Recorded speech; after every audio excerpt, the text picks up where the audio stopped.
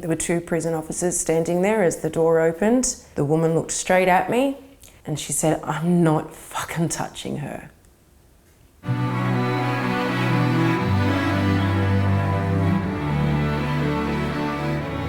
Growing up, a junkie was somebody who had no morals, no values. A junkie would steal from their grandma and would do all the awful, awful things that normal people did not do. As it happens, it wasn't until I crossed paths with illicit drugs and other people were looking at me and calling me a junkie that I realised that a junkie is a person. I was born in Sydney, in the inner west of Sydney, and my father was and still is a hard-working truck driver, and my mum was always the stay-at-home mum. This is the room I like to come to when I don't want to know that anyone else exists. Take me back to when Lana was 10 years old. If somebody had said to your parents, to your family, that Lana would end up using quite a hard drug, would end up doing, entering a prison, would anybody have expected that of you as a 10-year-old? Absolutely not.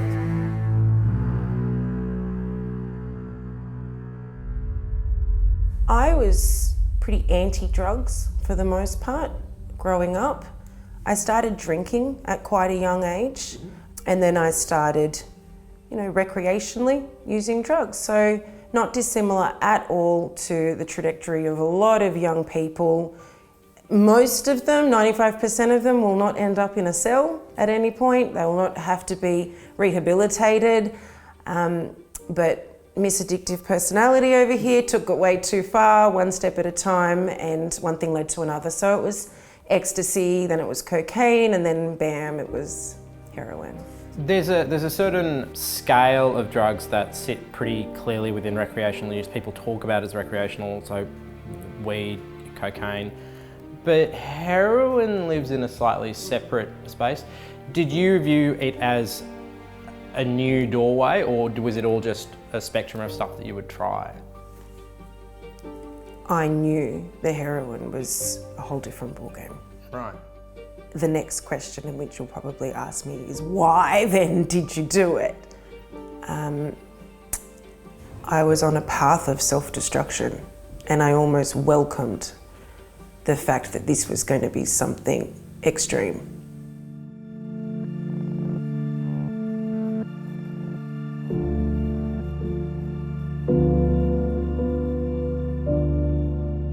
I sat in the car that night and I told myself, and then I said it out loud, that I would be the one person that tries heroin and has it once and once only. And truly, with everything within me, I believed that. I did. Why do you think you believe that? Because of the association, because of what a heroin addict is. I'm ashamed to admit this, but I was highly educated and I knew that it was not going to bring great things. I had issues and I needed to deal with those issues, and my head was telling me this is not the way to deal with your issues by trying heroin and ticking that one off the list. That's not the answer. My head knew that, but my physical state was just consumed by the urge of, I want to do this. I want to know what it feels like.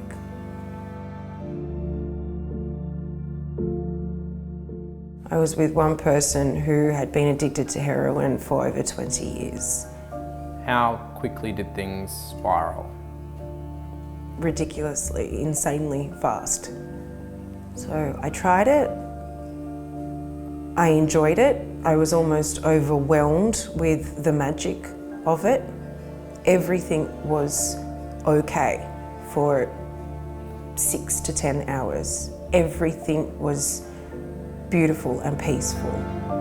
So I went back for more, and then I was pretty much every day or every second day for about a fortnight, still thinking that this is just a little bit of a very short chapter of life that I'm enjoying right now, but this is not forever.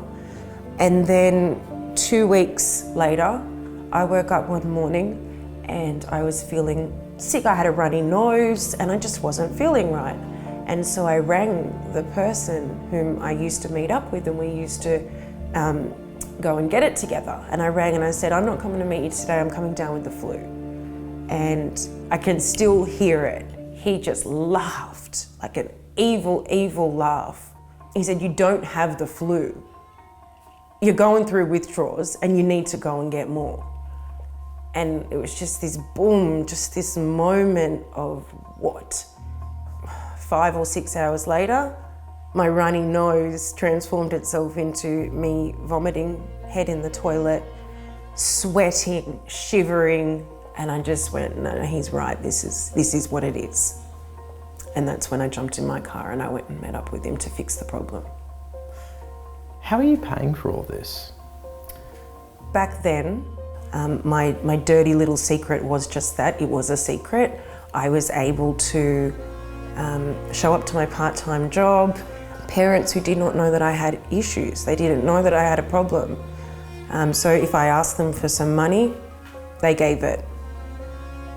Maybe psychologically I didn't want to see it or believe it or catch on to it. I was on an $800 a day heroin habit and I was homeless. It was like, any minute I'm going to hear Lana has died. I kept expecting the worst all the time. I kept thinking the next phone call is going to be that, because I want my daughter home in her bedroom where she belongs, where she's always been, where I know she's safe. She's out there in that world with those people that are ruthless. No one can physically worry this long, this much. Sorry, darling, can I just get a tissue? Do you want to take a break? Yeah. I mean, it's all right. Sorry. It took, I think it was approaching 4 or 5 years, before Lana did well and truly disappear and I started stealing to feed my habit. I had been arrested, but I was granted bail. That happened quite a few times because it was considered petty theft, and then it was one time too many and I was sent to Silverwater. I was handcuffed, I was sweating, I was 3 days into a withdrawal because I'd been in holding cells prior, and I had vomited all over myself in that truck, and I had vomit all through my hair. There were 2 prison officers standing there as the door opened. There was a man, there was a woman. The woman looked straight at me and she said, I'm not fucking touching her.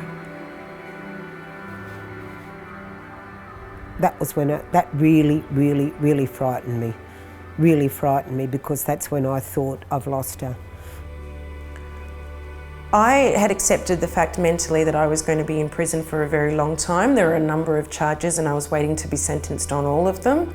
And then I crossed paths with a legal aid solicitor, and he had said to me, listen, you know, I've read your file, you tick all the boxes.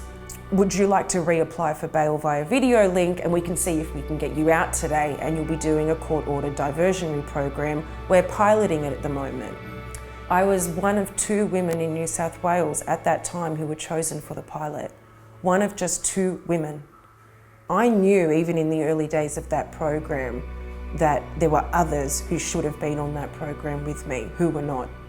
But it was at that moment immediately that I said, I'm going to do this. I'm going to get my act together and I'm going to dedicate my entire life, personally and professionally, to affording people the opportunity that I was afforded.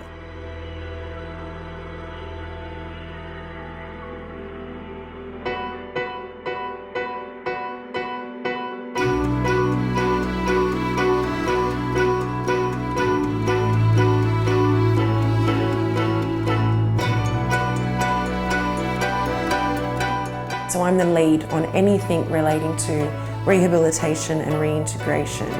You know, we're talking homelessness, mental health, disability, substance abuse, poverty, you know, loss of culture. What were the issues? What were the reasons that made her do that? That's what we need to start addressing. You know, I mean, my son is not even 5 years old yet. And if you ask him, you know, who goes to jail, he'll tell you people who have made mistakes, but they're not necessarily bad people. That's my son's response. That's pretty much the only lesson that is mandated in this house, is that absolutely anything can happen to absolutely anybody. Lana, thanks so much for talking to us. Thank you very much.